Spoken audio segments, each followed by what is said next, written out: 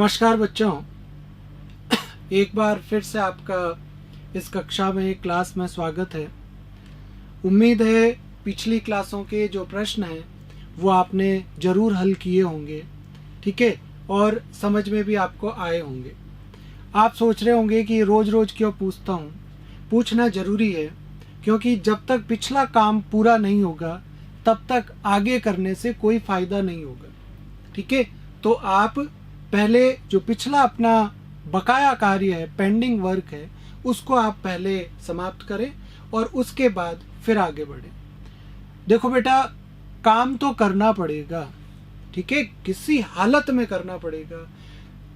There is no other option for you, ठीक है। आपके लिए कोई भी दूसरा रास्ता नहीं है, कोई विकल्प नहीं है। पढ़ना पढ़ना पढ़ना पड़ेगा, ठीक है। अभी भी पढ़ना पड़ेगा, बाद में पढ़ाना पड़ेगा। जब टीचर बन जाओगे तो पढ़ाना पड़ेगा। तो रोज काम करते रहो, लगातार करते रहो। अभी तक हमने 2 क्लासों के अंदर साधारण ब्याज के कुछ प्रश्न हल कर लिए। उसमें हमने पहली क्लास में सिंपल ब्याज, मूलधन, दर, समय लाना सीखा, ठीक है। पिछली क्लास में थोड़ा सा उसका ऊपर का लेवल सीखा हमने उन प्रश्नों का। आज हम फिर बात करेंगे कुछ और अच्छे क्वेश्चंस का जिनका लेवल थोड़ा सा अच्छा होगा, लेकिन कोई डरने की ज़रूरत नहीं। हम तो वैसे भी सारे काम ट्रिक से करेंगे, ठीक है। जहाँ ट्रिक की ज़रूरत होगी ट्रिक लगाएंगे और जहाँ पर मेथड की ज़रूरत होगी मेथड लगाएंगे, ठीक है। तो फिर स्टार्ट करते हैं हम आज का पहला प्रश्न। पहला प्रश्न है आपका, कोई धनराशि साधारण ब्याज की किसी दर से 8 वर्ष में 2,900 रुपये तथा 10 वर्षों में 3,000 रुपये हो जाती है तो वार्षिक ब्याज की दर कितनी होगी। देखो बच्चों, अब धीरे धीरे आपको कोशिश करनी है कि प्रश्न पढ़ते ही समझ में आए आपको कि यार इसमें क्या दिया हुआ है, कैसे लाना है।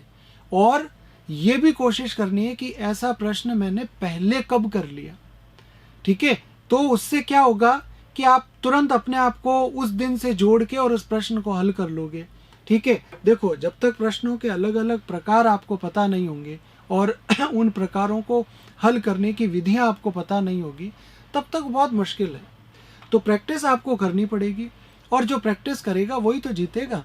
तो सुनो क्या कह रहा है कि कोई धन है, अब वो धन पता नहीं कितना है, कोई धन है वो साधारण ब्याज की किसी दर से 8 वर्ष में 2,900 रुपये हो जाता है।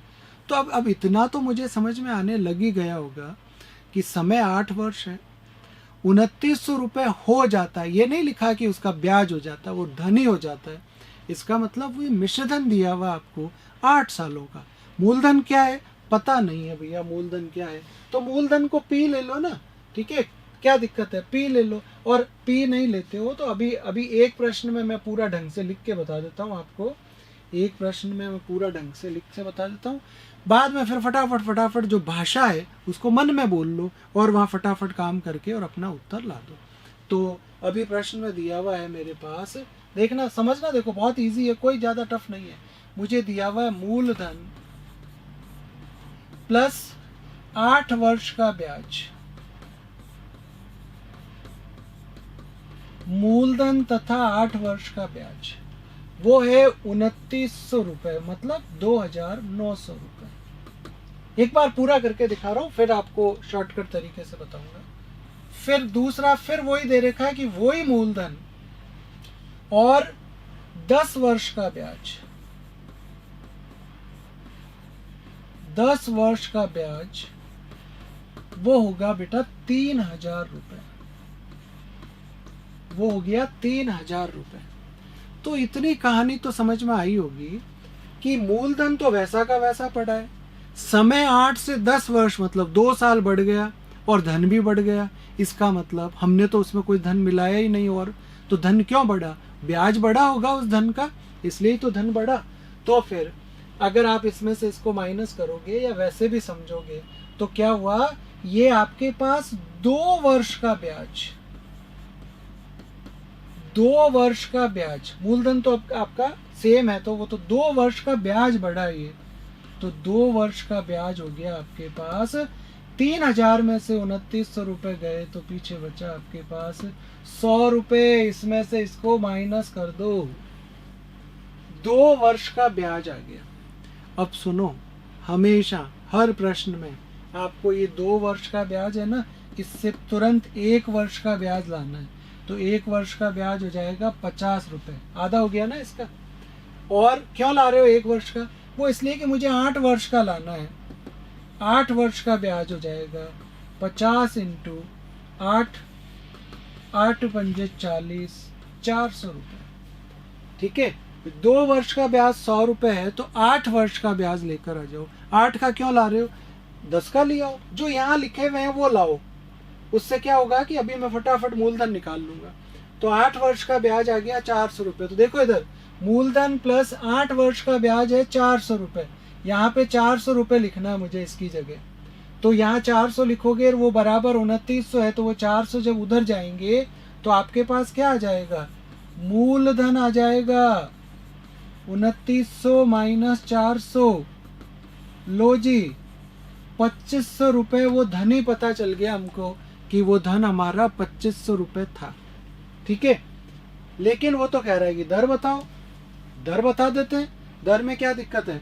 दर बताने के लिए सूत्र होता है, क्या सूत्र होता है भाई, 100 इंटू ब्याज, 100 इंटू ब्याज, सुनना समझना बात को, 100 इंटू ब्याज।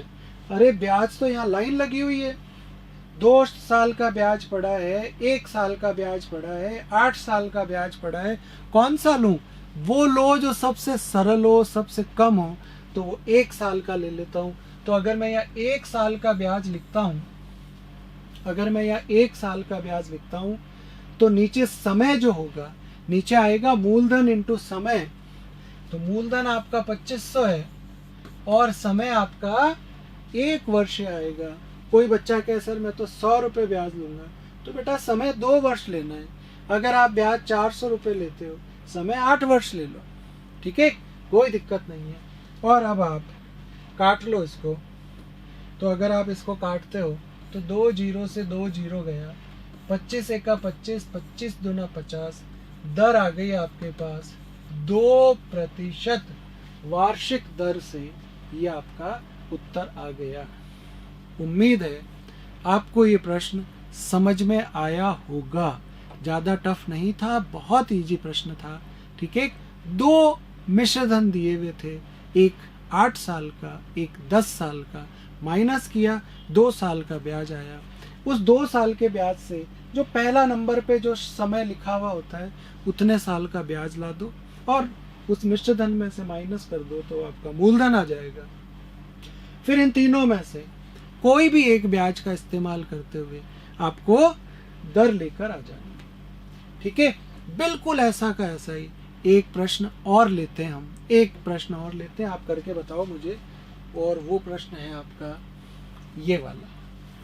क्या है प्रश्न, किसी धन का साधारण ब्याज से 2 वर्ष का मिश्रधन इतने रुपए तथा 3.5 वर्ष का मिश्रधन इतने रुपए है, तो मूलधन तथा ब्याज की दर ज्ञात करो। इस बार का मूलधन भी लाओ और ब्याज की दर भी लेकर आओ। ठीक है, कोई दिक्कत नहीं है, बिल्कुल आराम से वीडियो पॉज करो और जल्दी से करके दिखाओ। ठीक है, फिर मैं इसको बताता हूँ आपको।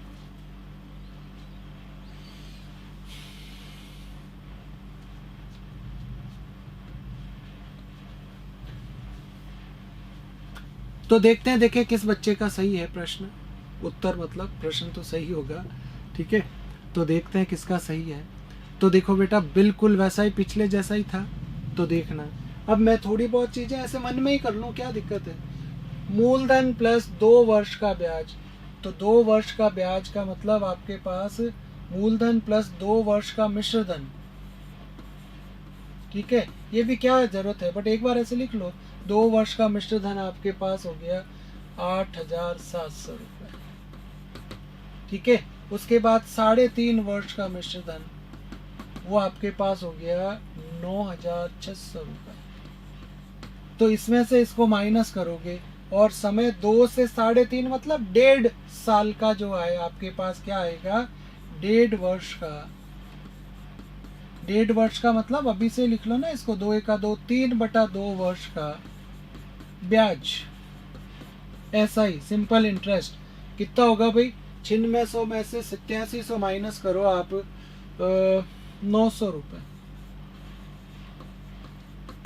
ठीक है, 900 रुपये आपके पास 3/2 वर्ष का ब्याज आया। कोई दिक्कत नहीं, हमेशा 1 वर्ष का लाओ पहले। तो जब आप 1 वर्ष का ब्याज लाओगे, 1 वर्ष का, तो 900 में क्या करना पड़ेगा, एक एक नियम में बताया था, 3/2 का नीचे भाग दोगे, 3/2 का तो 3 यहाँ आएगा, 2 ऊपर चला जाएगा। ये कितने साल का ब्याज हुआ, 1 साल का। मुझे कितना निकालना है, 2 वर्ष का। जो यहाँ लिखा हुआ होता है वो निकालना होता है। तो 2 वर्ष का ब्याज लाना है, तो इसको आप 2 से गुणा कर दो। ठीक है, ये 2 साल का ब्याज लाना है। ये अलग से लिख दूं, चलो अलग से लिख देता हूं। इसलिए 2 वर्ष का ब्याज, 2 वर्ष का ब्याज हो जाएगा आपके पास, ये 3 से इसको काटोगे तो 3 तिया 9, 300 इंटू 2 इंटू 2, 2 दूनी 4 तिया 1200 रुपए आपके पास 2 वर्ष का ब्याज आ जाएगा। ठीक है, कोई दिक्कत नहीं हुई, 1200 रुपए आपके पास 2 वर्ष का ब्याज आ गया। अब क्या करना है, अब मूलधन आ जाएगा। कैसे लाते हैं मूलधन, P शॉर्ट में लिखो। अब P आ जाएगा 8700 में से, 8700 कौन है, 2 वर्ष का मिश्र धन, उसमें से 2 वर्ष का ब्याज माइनस करोगे आप, तो आपके पास P का मान आएगा 8700 में से 1200 गए तो 7500 रुपए आपके पास मूलधन आ गया। एक उत्तर आ गया देखो मूलधन वाला। तो फिर दर पूछिए, अरे सूत्र है सीधा, दर का सीधा सीधा सूत्र है। क्या सूत्र है, दर का मान होता है 100 इंटू ब्याज। ब्याज जो इच्छा हो जो ले आप, कौन सा ले, यही लो ना 1 साल का। कितने रुपए है, 600 रुपए। ये 600 रुपए लिखो। नीचे मूलधन कितना है, मूलधन है आपका 7500 रुपए। ये मूलधन 7500 रुपए और समय आपका 1 हो गया। आपका उत्तर आ जाएगा, उत्तर आ जाएगा आपका 2 जीरो से 2 जीरो गए। ठीक है, काट लो जी, इसको काटोगे आप तो 25 दूना 50, बचे 10, 100 हो गए। 25 चौका 100, 25 तिया 75, 3 एका 3, 8। दर आ गई आपके पास 8% की दर आपके पास उत्तर में आ गई। ठीक है, तो बिल्कुल वैसा का वैसा प्रश्न था। जितना हो सके थोड़ा सा सीधा करने की कोशिश करो, मतलब ज्यादा लैंग्वेज लिखने की जरूरत नहीं है। ठीक है, अब इतना टाइम तो देखो लगेगा ही, इसमें आपको आंसर आ गया। लेते हैं फिर अगला प्रश्न। हाँ जी, देखें इस बार प्रश्न तो वैसा ही है, प्रश्न तो वैसा ही है, लेकिन थोड़ा सा सिस्टम बदल दिया। क्या कर दिया, अभी तक समय दिया हुआ था, दर दे दी। देखना इधर क्या है, कोई धन किसी निश्चित समयावधि में 5% वार्षिक सरल ब्याज की दर से 9,500 रुपए तथा 8% वार्षिक सरल ब्याज की दर से 10,700 रुपए हो जाता है तो मूलधन तथा समय ज्ञात करो। वही पिछला प्रश्न जैसा है, लेकिन दर दे दी। कोई बात नहीं, तो दर दे दी तो हमें क्या फर्क पड़ता है। देखो वैसे ही करेंगे हम तो। कोई धन मतलब मूलधन प्लस 5% की दर से 5% से ब्याज, वो आपका कितना दे दिया इसने, 9,520। वही मूलधन प्लस 8% की दर से, 8% की दर से उसका ब्याज हो गया बच्चों 10,700 रुपए। इसमें से इसको माइनस करूंगा तो कितने प्रतिशत दर से आ जाएगा भाई? 5% दर से मूलधन है 9,500 रुपए, और 8% से जो आपका वो मूलधन नहीं, मिश्रधन, 8% से मिश्रधन है ये। इसका मतलब ये जो आपके पास इनका अंतर है वो 3% के हिसाब से ब्याज का अंतर ही तो है। तो दर कितनी हो गई? 3%। इसमें से इसको माइनस करोगे तो 3% से ब्याज, 3% से ब्याज आपका हो गया, माइनस करो भैया, 1200 रुपए। 3% से जो ब्याज है वो आपका आया 1200 रुपए आ गया आपका। ठीक है, कोई दिक्कत नहीं है, 1200 रुपए आ गया। तो अब आप क्या करो, वही पीछे जो 1% वाला निकाला था, ठीक है, और फिर 5% वाला निकालना है। तो 3% से ब्याज 1200 रुपए है, तो 1% से कितना हो जाएगा भाई? 1% से कितना होगा? इसमें भाग दे दो 3 का, ठीक है, तो आपके पास हो जाएगा 400 रुपए का। तो 5% से कितना होगा? 5% से ब्याज हो जाएगा 400 × 5, मतलब 2000 रुपए। ठीक है, 2000 रुपए आपका ब्याज हो जाएगा। तो अब अगर आपको मूलधन लाना है ये वाला, तो मूलधन आपका हो जाएगा 9,500 माइनस 2000, कितना बचेगा? 2,500, 7,500 रुपए का आपका मूलधन हो गया। अब पूछा है समय बता दो, समय बता देंगे जी, कोई दिक्कत नहीं है। समय का सूत्र होता है, समय का सूत्र होता है 100 × ब्याज। कौन सा ब्याज ले, कौन सा ब्याज ले भाई? ब्याज तो पता ही नहीं है, पता नहीं है, खूब सारे लिखे हुए हैं ये रे। 12%, 1200, 400, 2000, 1% वाला ले लो ना, 400 रुपए, 400 रुपए ले लो 1% वाला। मूलधन हो गया आपका 7,500 और दर आपकी 1 हो गई। ये 0 से 0 गए, ये 25 तिया 75, 25 चौका 100, 4 चौक 16/3, 16/3 का मतलब कितना समय हो गया भैया? निकालना तो 16/3, 3 पंजे 15, फिर बचा पीछे 1, 5 सही 1/3 वर्ष, 5 सही 1/3 वर्ष आपके पास समय आया है। या तो आपका यही आंसर हो जाएगा 5 सही 1/3 ही। और अगर ये उत्तर आपको ऑप्शन में नहीं मिला, अगर ये उत्तर आपको ऑप्शन में नहीं मिला, तो फिर क्या करेंगे? तो आपको क्या करना, वो जो 1/3 वर्ष है ना, उस 1/3 वर्ष को महीनों में बदलो। तो 1/3 वर्ष को जब महीनों में बदलोगे आप, तो देखो 1/3 वर्ष को जब महीनों में बदलोगे तो 12 से गुणा कर दो, तो आ जाएगा 4 मास। तो आपका फाइनल समय आ जाएगा 5 वर्ष और 4 मास। ठीक है, 5 वर्ष 4 मास आपका समय आ जाएगा। देखो बेटा, कोई गणना करते वक्त कोई मुझसे थोड़ी बहुत ऊपर नीचे कोई चूक हो जाए तो मैं अभी से ही क्षमा मांगता हूं आपसे।